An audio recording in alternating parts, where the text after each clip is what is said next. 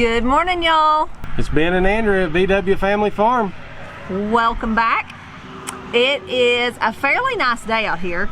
Little windy, pretty warm. Bees A little cloudy. Bees are flying. It's looking like a beautiful spring day. But last night was very different. It was really warm and muggy all day yesterday, and in springtime in the south, that is not a good thing. And as the day wore on, it just got more and more stormy feeling. This guy over here had got up really early and worked all day, so come bedtime, he conked out and was sawing logs. And the kids and I the kids and I were actually still awake, I guess you'd say. We weren't really up, and waiting on the line of storms to come through. And we were under a tornado watch, but there was no warnings out at the time, but it did look like a pretty strong line of storms. Well, it got here, and it was fast and furious. It sounded like things started hitting our house. It sounded like it just all of a sudden started hailing, but it wasn't hailing. It was things hitting the house. And I was still sleeping. He was still sleeping. It felt like the pressure changed, and it felt like, the kids and I both talked about this, it felt like our roof was about to come off, and it felt like the whole house was actually shaking and that the walls were about to explode. I jumped up, about broke my little toe, screamed at him. I said, "Get up, son, there's a tornado." We start running crazy, trying to get to the storm cellar, and before we even got there, it was over. It was super quick. It rained all night, but after that, it was over as quick as it came. We took a quick look out the window last night just to make sure things like the cluck wagon and things like that were still standing. All looked okay, so we went to bed. But the darkness was deceiving. All was not okay. So we're gonna take y'all around and show you the damage. We're starting to decide maybe there was some rotation because it went through a line straight across our backyard and through the cow field. So let's head back there. So stop number one. We have never in our whole time of having dogs and dog pens had this happen.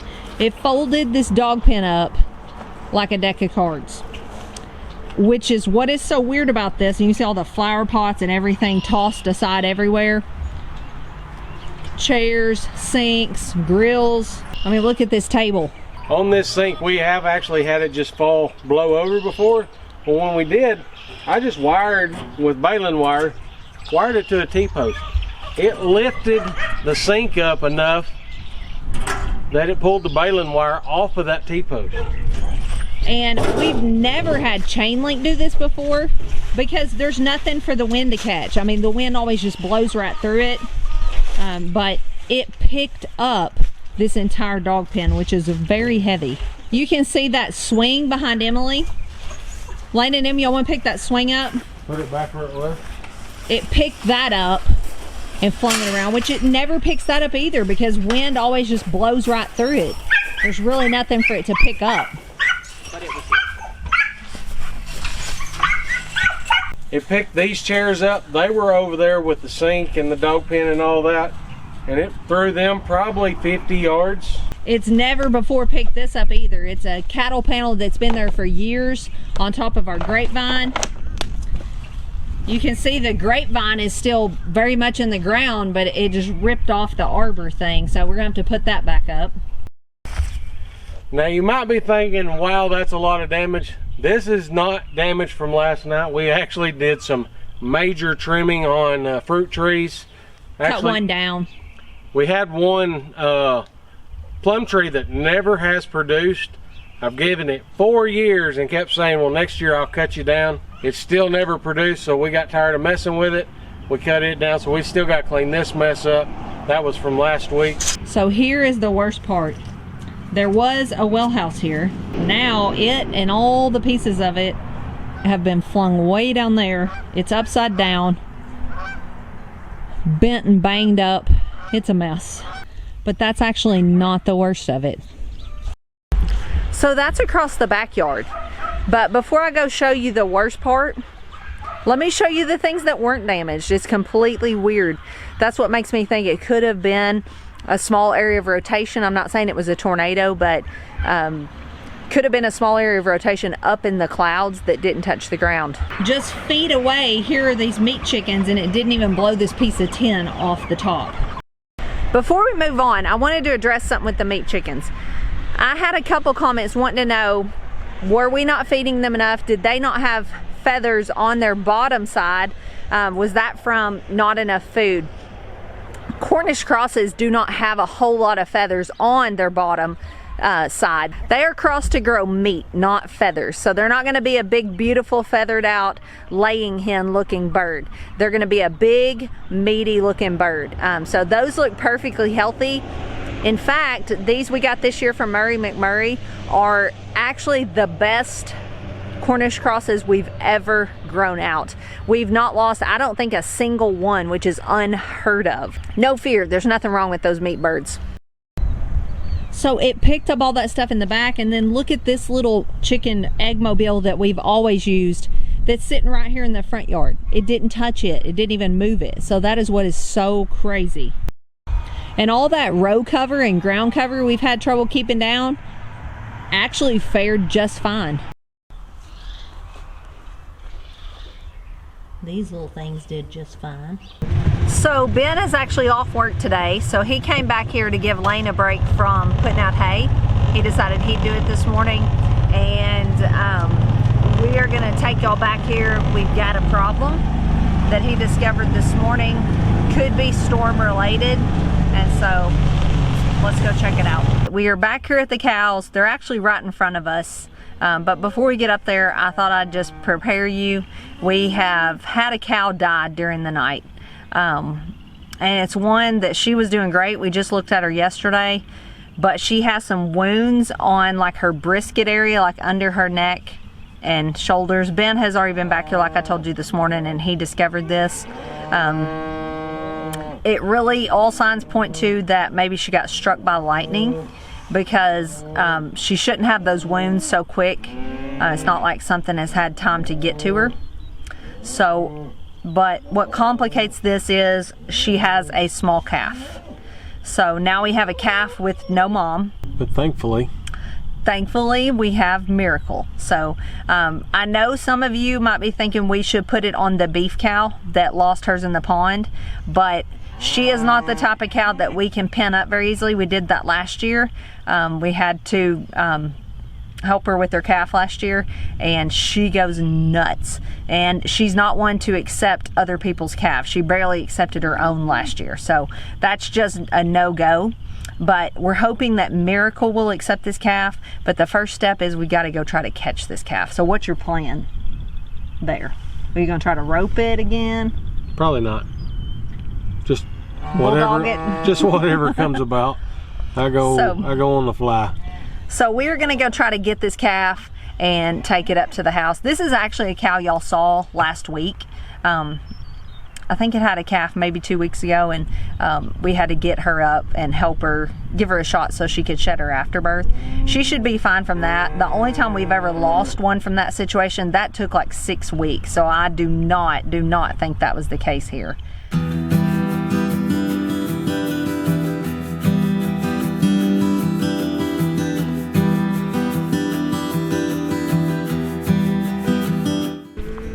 So it's the little, it's on the other side of that cow. It's black with a white blaze on its face.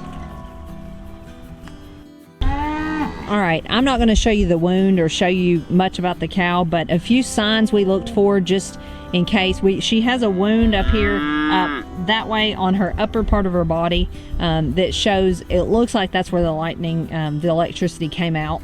But she didn't lay here and just bloat and die or suffer or anything. She was fine yesterday afternoon because I looked at her late in the evening because I came back here. If they've laid here and suffered trying to get up, you can see marks in the grass.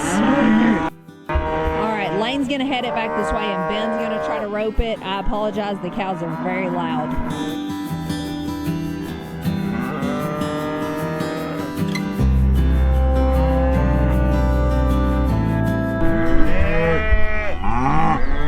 That's pitiful.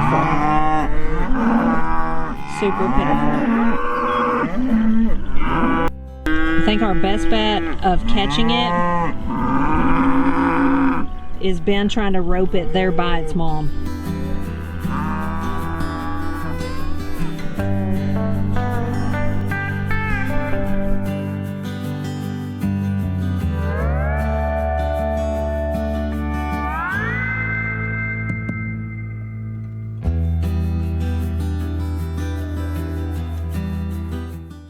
Plan B, we're just trying to herd it up towards the house. And we're taking Emily's cow and her calf with it because it just came and happened that way. So we're trying to, it seems to be sticking close to Emily's cow and calf, so here we go.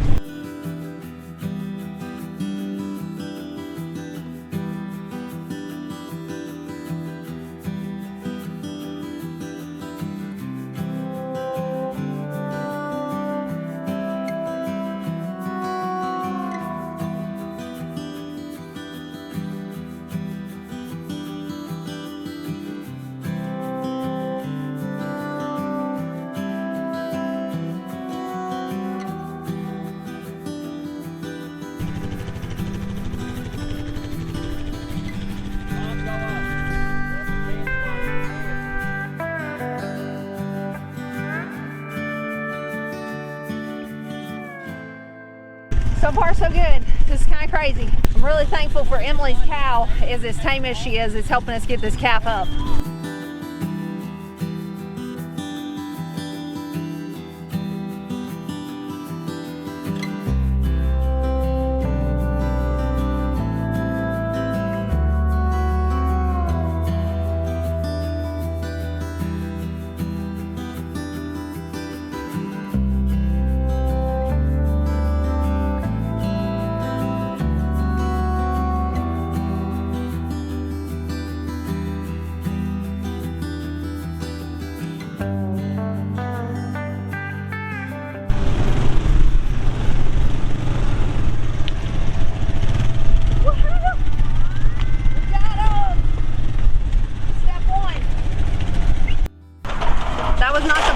But it worked. Step one to saving this calf, we did good. So step two is trying to get Miracle to accept it. I have actually done this before quite a few times actually, because sometimes I will milk my milk cows longer than what their calf needs to nurse, so I will wean their calf and buy another one. So they will actually raise 2, sometimes 3 and 4 calves before we dry the cow off. Not because I put 3 and 4 consecutively, but because milk cows can sometimes nurse 2 at a time. So they can sometimes nurse 2 at the beginning and 2 on a second round. So we've actually done this quite a bit, but it all depends on the cow, if she's gonna take the calf or not.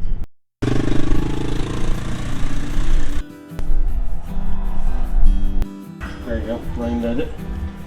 Hold it. Hold on, buddy.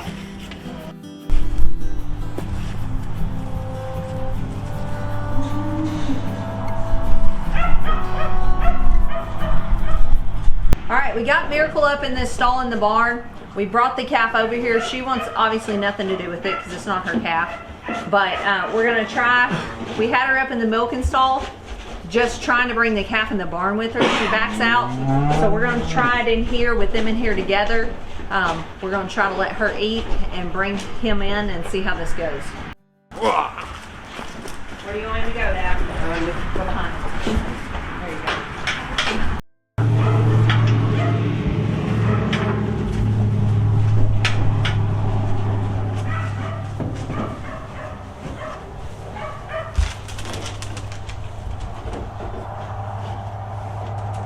Would that be crazy if it just started nursing? Mm-hmm. And she let it.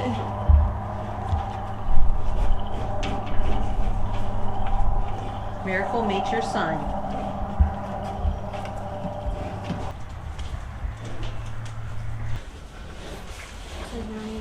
Is he nursing?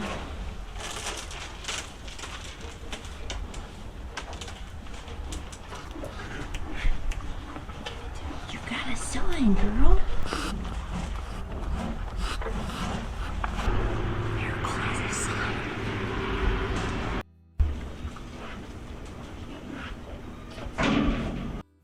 All right, so he has nursed. She's eating. So in all honesty, what y'all didn't see off camera is she stood there and let the calf nurse, and then we were all just standing around talking about how awesome that was that she let it nurse. She tried to jump over this wooden fence right here, and she got halfway over. Lane jumped in front of her and we got her back down. But she's not, even though she's tamed down and she's used to me every morning, she's still not used to just all kinds of people, and she's nervous, and this is out of her routine, and she's a creature of habit. So by no means do I think this is going to go super smooth. They will have to bond in here. We've got her hay and water she's eating right now. They'll just have to spend some time together, and he'll have to get persistent enough to know, hey, that's where my food is coming from. That'll help a lot. And the fact that he nursed her, because sometimes calves just won't nurse another cow besides their mom, that's a really great sign. Really surprised how awesome that went, getting the calf. Thankfully, Emily's heifer brought her calf and this calf up with no hiccups. Everything went smooth, so there is a blessing in all this. Yes. Miracle's getting a baby. Andrea won't have to milk every single day. That'll be nice. And now we got a lot more work to do. We got to move bulls, cows. We got a lot of storm damage to clean up. Yes. So we're fixing to get busy on all that. Thank y'all for watching. We'll see y'all on the next video. God bless.